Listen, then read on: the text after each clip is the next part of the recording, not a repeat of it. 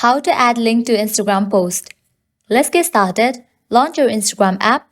Here we go. You will land to the home page. Now at the bottom you will find different options. Click on this plus option. With that your gallery will open up.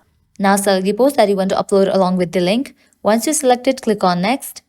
From this page you are able to edit your picture. Once you do that, click on next. Now over here you will find this section, write a caption or add a poll. Now over here you can paste the link that you want to upload along with the post and then click on OK. From this page you are able to tag people, add music, set audience and add location. Once you customize all these settings, click on the option of share. You can see that post has been uploaded. Along with the post you will be able to find the link. But unfortunately the link is not clickable. Right now within Instagram you cannot add clickable link to any post, but you are able to add link to your bio. For that you can head towards your profile. Now click on the option of edit profile. Click on the option links. Click on add external link. Now over here you can paste the link and then click on done.